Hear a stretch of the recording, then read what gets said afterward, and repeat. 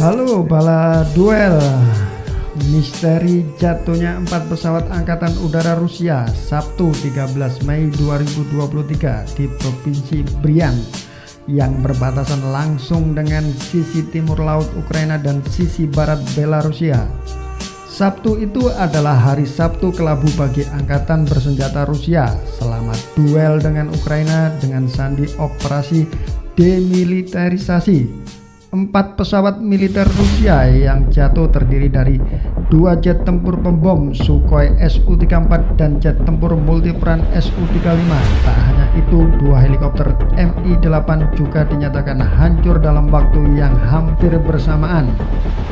2 jet tempur tersebut dalam perjalanan rencananya untuk melancarkan serangan rudal ke wilayah Oblast atau Provinsi Chernihiv, Ukraina dengan dibantu 2 helikopter Mi-8.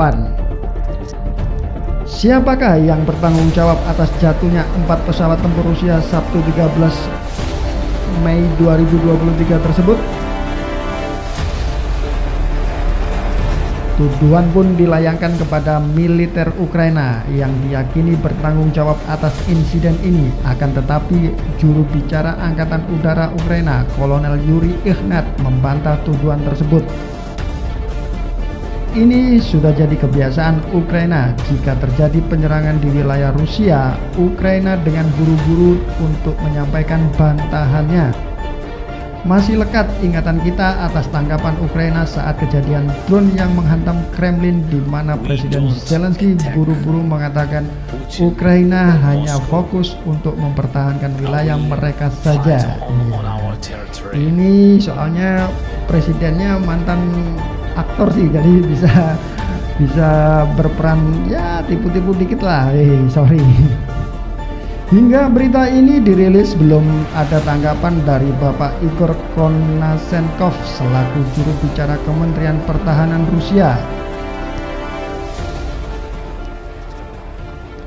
Menurut pengamat imitasi dari bawah kolong jembatan Suramadu, jika berdasar pada titik kejadian dan waktu jatuhnya pesawat yang hampir bersamaan, sepertinya keempat pesawat tersebut dihantam oleh sistem pertahanan anti pesawat yang battle proven.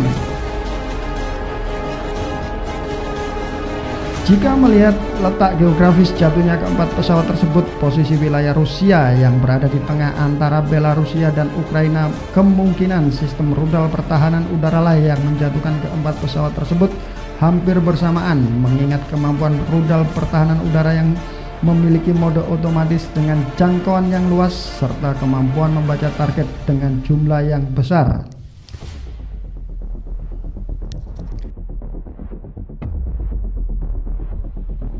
Rusia sendiri dikabarkan telah menempatkan rudal S-400-nya di perbatasan antara Belarusia dengan Rusia. Posisi jatuhnya keempat pesawat tempur tersebut secara teori bisa sangat mudah dijangkau oleh sistem pertahanan udara tersebut. Ya, mungkin ini minimnya koordinasi antar divisi udara dan darat yang mengakibatkan kerugian besar, kehilangan aset tempur dan tenaga ahli 9 orang pilot berserta krunya. Apakah pilot ini masih mabuk vodka setelah pesta bersama atas kemenangan sebelumnya? Atau operator rudal pertahanan udara Rusia ini lupa mematikan mode otomatis saat 4 pesawat tersebut sedang melintas di wilayah daerah operasinya? Iya. Operator rudal pertahanan udaranya mungkin lupa mematikan mode otomatisnya saat lagi chat-chattingan atau sedang teleponan atau WhatsAppan. Sorry.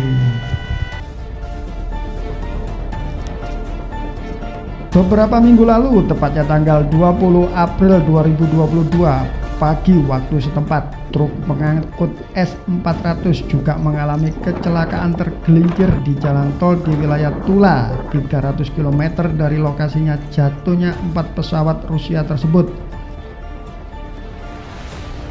Menurut BIN, bagian intelijen Naruto, narasi untuk obrolan, kecelakaan tersebut kemungkinan sopir dari S-400 tersebut masih teler akibat menenggak vodka yang berlebihan. Iya.